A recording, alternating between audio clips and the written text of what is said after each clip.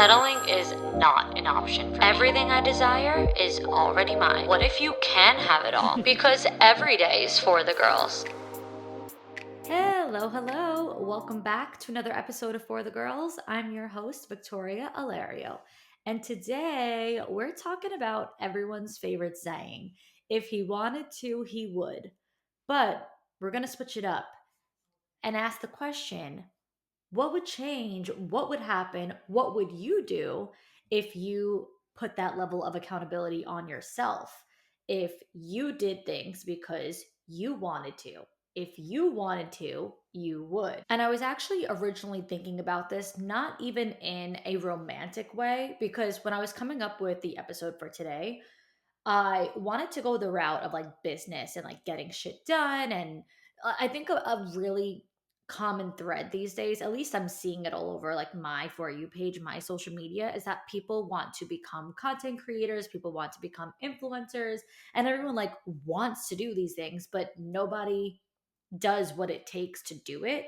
And so originally that was my mindset, which we'll talk about, all the above, romantic, professional, whatever. Um, that was my original mindset, was just like, well, if you want to do it, then you should do it. Why wouldn't you do it? It's like that saying, if he wanted to, he would. So if you wanted to, you would. So if you want to, why don't you? Why won't you? Why are you refusing to? Why are you letting all of your fears get in the way? And so through just like reflecting and thinking about this topic in general, I started realizing that it can go romantically as well. It can go as far as, dating. Like, uh, so many people play women, a lot of girls, I should say. Sorry, girls, I'm going to call you all out here. So many girls play games and they don't want to be the one to like text first, or like they don't want him to think that like she's doing too much or that she likes him. And it's just like, why? We all say if he wanted to, he would. But why is there no level of accountability on us? And I, for one, would never advocate for women pursuing men. So, like, this is not that. I'm not saying to be desperate. I'm not saying to chase him. You girls know me. If you're a new listener and you don't know me, please go through the episodes, do your due diligence and your research on me, because I am so not here for girls chasing guys, pursuing guys. I believe way more traditionally, in dating, that men are initiators and women are reciprocators. It's like they do and then like you give back.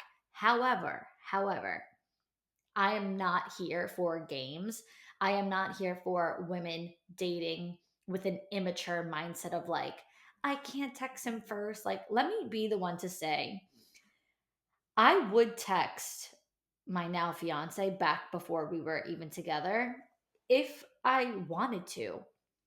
Now, I didn't initiate any of those beginning things. Like, okay, of course, before we even met, he was initiating those conversations, the plans leading up to, meeting, going on our first date. And then as time went on, I had no problem with reaching out to him, calling him, or texting him. Like, I would say that there was, I can't say an equal, because for the most part, he always would text me like in the morning and he wakes up earlier than me. So it was like that time when you're like just getting to start talking to someone and you're like waking up to those texts from them, which is great.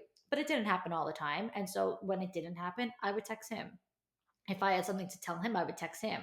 If I was the one who answered last, say that we were in the middle of a conversation and I was the one who answered last and he didn't reply, and then I like saw something on Instagram that reminded me of him, or like just like something came to my mind that I wanted to tell him, like I would text him. And if that was a means of double texting, then like so be it. You know what I mean? In those beginning stages, okay, fine. That's different. But then once I was like comfortable, I was never afraid to wear my heart on my sleeve. Like I never hid my feelings. I didn't like play hard to get. I just was like comfortable. Like it's different when you're in that first date, maybe second date stage, but once you're past that, I feel like people end up in these cycles of like situationships and toxic relationships or whatever because of these defense mechanisms, because of these fears. They won't wear their heart on their sleeve. They think that playing hard to get is like the way to go. They don't want that person to know that they actually like them. So they want to play these games, make things a little bit more difficult, make things a little bit more complicated. Like I just said, I would double text him, like if I didn't hear from him and I wanted to text him again, I would. Whereas other people are like, oh, he didn't answer me for 3 hours. So now when he texts me, I'm not going to reply. I'm going to text him back the next day. I'll wait 4 hours because he waited 3 hours. And it's just silly because it's like, okay, maybe they were busy during that time period. And here you are, not busy, on your phone, just trying to like play this game. Like, it's immature and it oozes insecurity. Like, there's nothing confident or sexy about it. It's just like, it's exhausting. Those are the things that make dating exhausting and make dating hard and make dating not fun. Dating should be fun. It should be lighthearted. You should be excited. And so the more that you do those things, the less exciting it is, the less excited that you feel, the less you have to look forward to. And this shield, like I said, it's a defense mechanism. It's nothing more than a means of protecting yourself from getting hurt, or like I said, even like in business and professional life doing the content, it's a means of protecting yourself from failure, from embarrassment, from opinions from others. And like, you're essentially, like I said, it's a shield. You're essentially wearing your fears. You're wearing your fears like they are a badge of honor. Think about like the Tin Man from, I don't know why that just came up for me, from The Wizard of Oz, maybe because I just watched Wicked, but like the Tin Man, hard shell. I think the whole spiel of the Tin Man was like there was no heart or something like that, like just like stone cold, you know what I mean? And it looked essentially like wearing armor, like, a knight in shining armor looks like that. That's how you wear your fears. You make yourself stone cold. You make yourself you shut off any feelings or emotions, and it's just a matter of like, nobody could hurt me, nobody could get in here, nobody could have opinions and judgment and talk shit about me. I can't embarrass myself in front of people. He'll never know that I like him. All these different things, these limiting beliefs and fears that you have, are legitimately covering you up from feeling your feelings, feeling your emotions, living out the things that you want to live out. What's that? Wait, what is this song lyric? Hold on. I just saw this. I feel like it was a TikTok with a song playing and she had the words written on the screen, and I can't remember what song it was playing, but I think the lyric was like, I'd rather feel everything than feel nothing. Hold on, what is that from? Oh yeah, okay. I just looked it up. I think that this is a new Ariana Grande song, Hampstead, and those are the lyrics. Yeah, I would rather feel everything than nothing every time. And that's essentially what I'm saying. Like, living your life, feeling things, not being afraid to feel things, not being afraid to express yourself, instead of closing yourself off time and time and time again because of these fears, because of that inner voice telling you you're doing too much, that's embarrassing, you don't want them to know how you feel. Like, these games are not cute anymore. These games have gotten you nowhere in life. It is a huge scarcity mindset. And so that's why you're not having abundant results, whether it's success, in your career, whether it's success in love and dating and relationships. This is why, like I said, cycles continue over and over, situationships, toxic relationships, because this scarcity mindset is keeping you stuck. It's keeping you there. It's keeping you in this immature place of playing these games out of fear. And so I feel like we are not entitled to have the mindset of, if he wanted to, he would, if you would not hold yourself accountable in that same way, if you would not take that same level of accountability and responsibility in your life for your actions, for your feelings, for your emotions, for the way that you make other people feel, for the things that you do or don't do. Because if you want to, then why wouldn't you? Think about what you have to lose and what you have to gain from doing the thing that you want to do, whatever it is, whatever it looks like. For starters, what do you have to lose? Because Quite frankly, I don't think that it's anything. You can't possibly lose anything that's meant for you. So you can't lose the guy that you're meant to be with. You can't lose the guy that's, for you, because if he's for you, he will be for you. No ifs, ands, or buts. You can't lose the career that's meant for you. If you're trying, you want to be an influencer, you want to be a content creator, you want to like get your stuff out there, you want to, even if it's not necessarily being an influencer, say you have a small business that you want to promote, you're a coach, you have a product, you have a service, you have anything that you're trying to build up a clientele, you're trying to build up sales, and you're trying to get it out there. What do you have to lose by putting it out there? You can't lose sales that you're not getting, right? Like if you already don't have sales, you already don't have clients. The only thing you can do or get from posting is what you can gain. You can't lose anything that you don't already have. So all that will happen is either nothing, which is like, okay, whatever, you end up exactly where you are in the first place, or you gain something. You gain the clientele, you gain the customers, whatever the desired result is. So when it comes down to what you have to lose, you essentially have nothing to lose because you can't possibly lose anything that doesn't already belong to you. And when it comes down to what you can gain everything. You can get everything that you ever wanted. So let's now weigh these two things on a scale.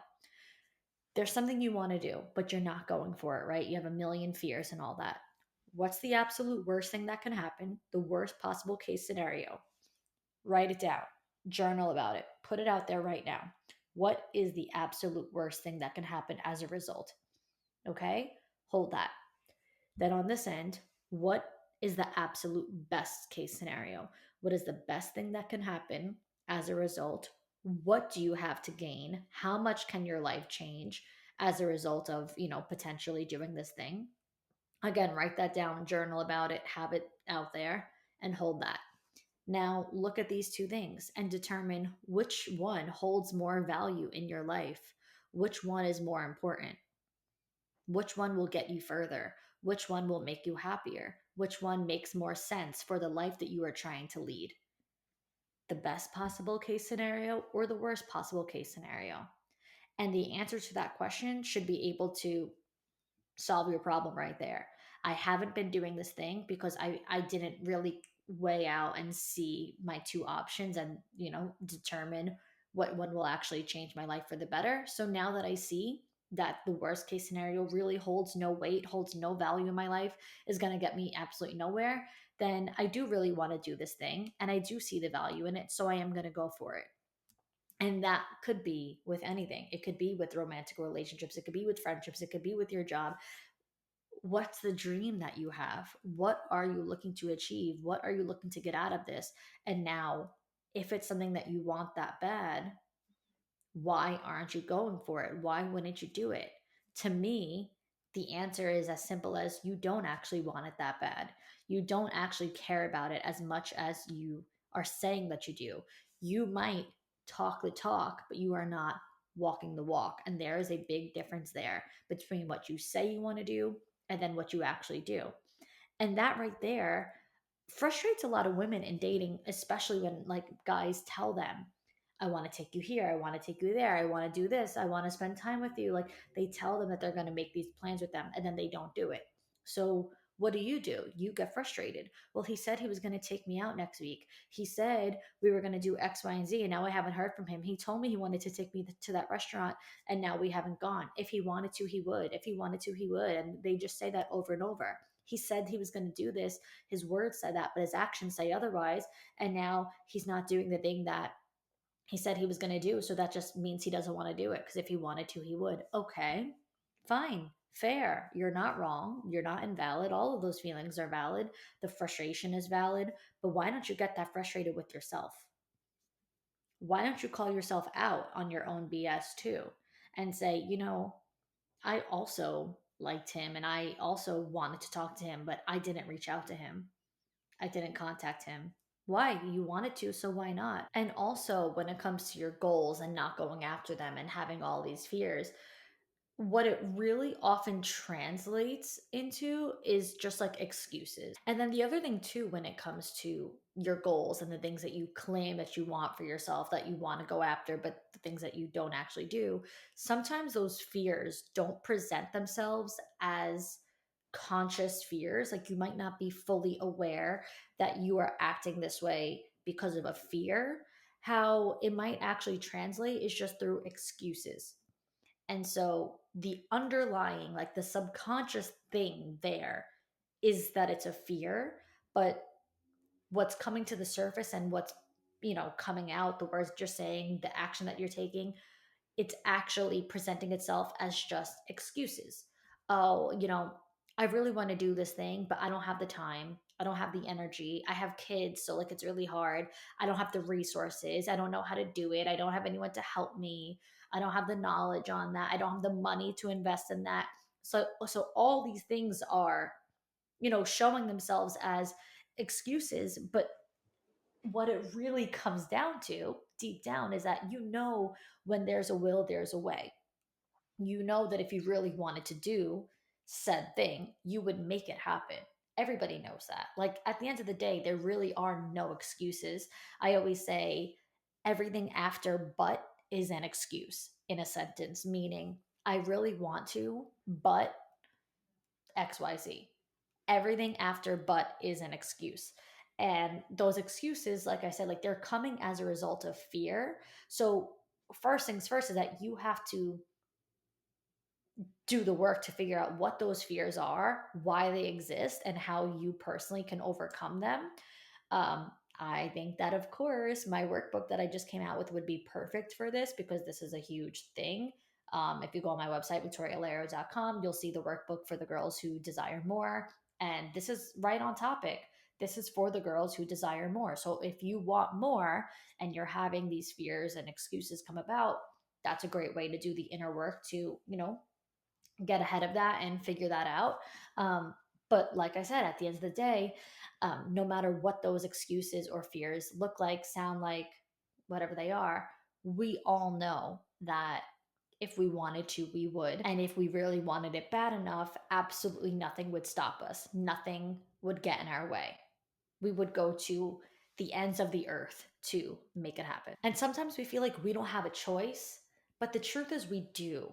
So like you might feel like, yeah, I don't have the time, I don't have the energy, I don't have the money, I don't have the resources, so it's out of my control. But that's not true. All of these things, what we get in life, what we get out of life, 99% of it is within our control. Of course, there's always external environmental factors and things that we have absolutely no control over, things that happen to us, health, and all different things I don't even want to get into because sometimes it gets a little too morbid, okay? But for the most part, relationships turning toxic, careers being completely stagnant, all of these things are within our control. Say that you work, 9 to 5, and you also want to be a content creator. So you tell yourself, I don't have the time to create content because I'm at work all day. But then at night, when you get home, you're sitting and watching TV for hours. And it's like, you do have the time. It's just that's a reflection of what you truly want, what your priorities are. And I'm not saying that it's wrong because I am a big advocate for spending your time how you want, and like all of your free time doesn't necessarily mean that it is available time to just do things. Like just because you're free doesn't mean that you're available to work on something or to spend time with someone. Like sometimes you just want to spend your free time decompressing, relaxing, doing your own thing, shutting your brain off. We don't always want to be productive at all times. So I'm not even sitting here saying like be a drill sergeant and like go to work 9 to 5 and then come home and your 5 to 9 should be creating batches of content. No, but like you could throw a TikTok or two in there. You know what I mean? Like if you're sitting and watching 45-minute episodes, hour-long episodes, say 2 or 3 in a row, maybe you could watch one that night and then spend the other hour, creating the content. It's just a matter of what you really want and how bad you really want it and how much of a priority it actually is.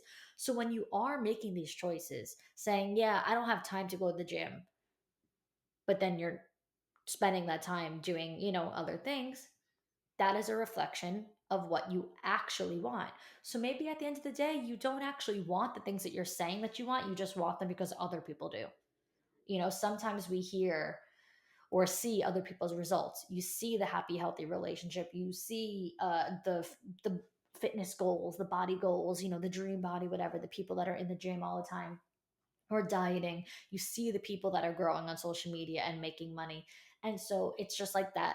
It's more of like a feeling of that comparison of like you want it because you see somebody else having it, but not because you actually truly want it. Because I do think at the end of the day, if you wanted to, you would. So I don't know why we only put that level of responsibility on others, but not on ourselves. Because, yes, the truth of the matter is desire drives action, and action cannot wait until the perfect time. It can't wait until the right time. There is no such thing as the right time, there is just the divine time. Everything happens exactly when it is supposed to, how it is supposed to, where it is supposed to. So even if circumstances don't make sense logistically, and you're like, I have a million things going on right now. I couldn't have possibly started this business at a worse time. At the end of the day, nothing is going to get in your way from taking action on the thing that you really desire. So you're not going to let little things like convenience or perfect conditions in life be the reason why you start something. I always say, take messy action. You will start something in the middle of a mess if that's how bad you want it. All those little factors and excuses that we come up with, those are all just a means of procrastination. But I feel like you only procrastinate when you don't care enough, when these goals don't mean that much to you. Because when you are so excited about something and it's like you just feel it in your bones, you can't stop. Like you just want to keep going. You want to keep going until you see the desired result. So that's another point where you should stop and reflect on like, do I actually want this thing? Because if I did, then why would I be procrastinating so much? Why would I be putting it off so much? And that's when things become this never ending cycle. It's like procrastination leading to, limiting beliefs, because now you're seeing a lack of results. That the lack of action is creating a lack of results. So you're not getting ahead. So your mindset is not improving. Your mindset is not getting any stronger. You're not seeing the positive results. You're not seeing your dreams come to fruition. So it's just more and more and more time is passing, feeling unfulfilled, feeling stuck, which is like the worst way to feel when you just feel stuck. You feel like this is wasted potential, or there's no potential there at all. You're feeling like super unfulfilled. And one thing constantly leads to another, which then ends up leading to feelings of inadequacy, regret, feeling like it's too late. I can't go back and start this now. It's too late. It's oversaturated. It's not going to work now. I missed my time. I missed the mark. All of these things, again, these are excuses that we are telling ourselves, but the excuses are really just a mask. They're just a mask shielding us from admitting to our fears and to the bigger picture, which is these limiting beliefs that hold us back because it makes us feel like we're not good enough. We feel embarrassed. But the absolute best thing that we can do is call ourselves out. It's like totally stop in your tracks, call yourselves out, and realize your power. Realize you are the only person in your way. You are the only person holding yourself back. So what if you get rejected? So what if you go after that guy? You start talking to that guy more. You start putting yourself out there more and he's not into it. So what? Like, okay, then that's just not meant for you.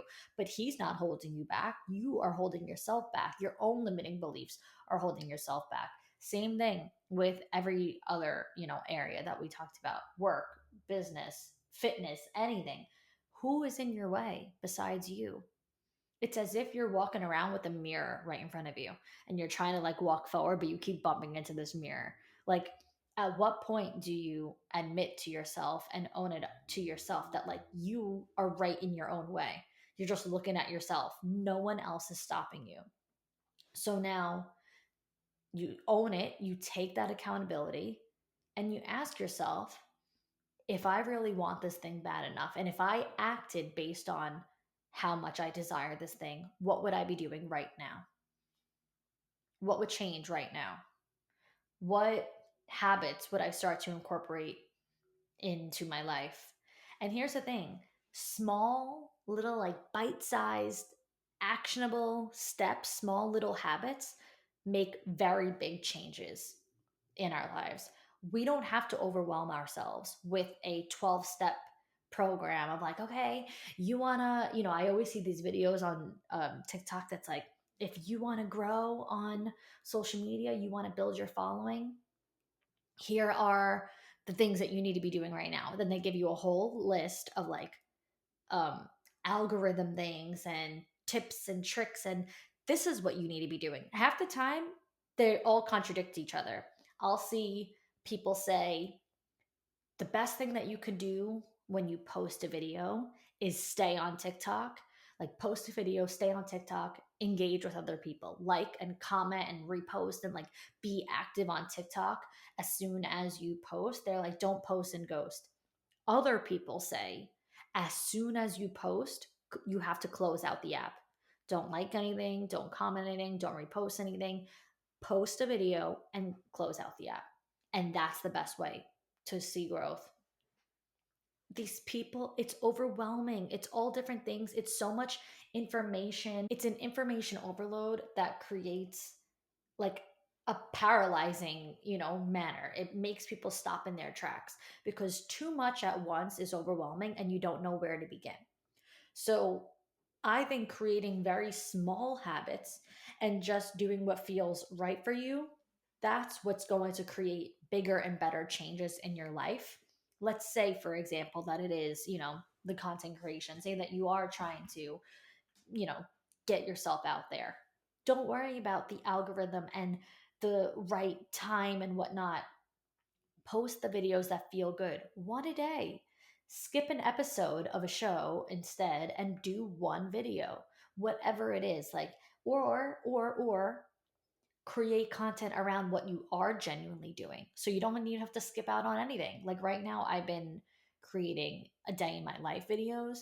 So I'm not stopping anything that I'm doing. I'm actually recording everything that I'm doing. I'm just making my life content. You know what I mean? Like, and it's like whatever feels right, whatever feels good, you just start to take those small little habits, incorporate them every single day, and those will create big changes. But you have to be clear first on what you truly want, and you have to have your priorities aligned with that. You can't have these excuses and fears getting in your way so much to the point where you're paralyzed, you're not taking action, you're doing everything else and telling yourself you don't have time to do this thing, whatever it is.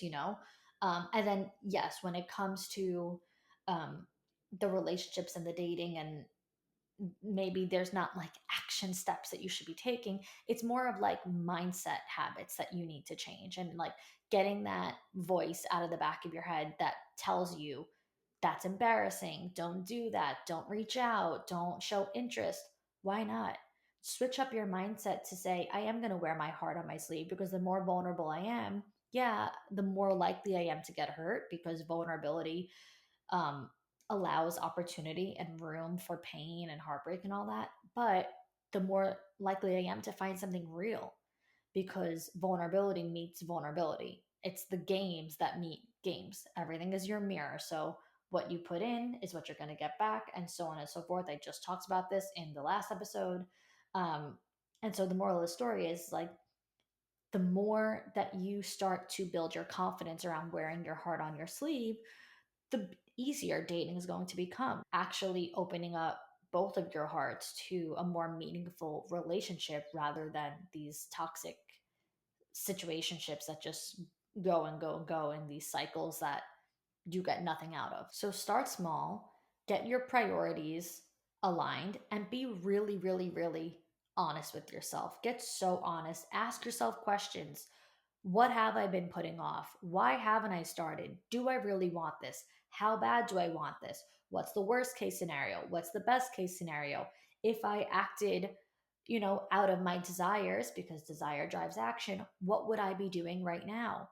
How would my life change if I started doing the things that I say I want to do? What could I possibly get out of this that would make my life better?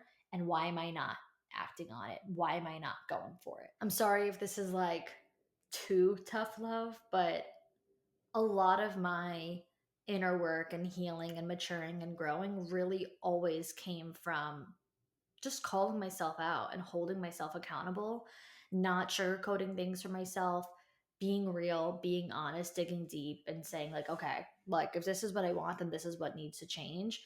This is what these results require this thing. Like, we don't, we're never going to just deserve everything that we want in life. A lot of the things that we want in life have to be earned. Yes, a lot of it also comes with just like what's meant to be will be at the right time, the divine timing, very important, divine timing. Um, and so sometimes there's nothing we could do about it and it's totally out of our control. But so much of what happens, to us and for us is because we took matters into our own hands and we did the maturing and the growth that needed to be done and the healing that needed to be done first. And so one of the biggest aspects of that for me was just always, I never, ever, ever would let myself play small.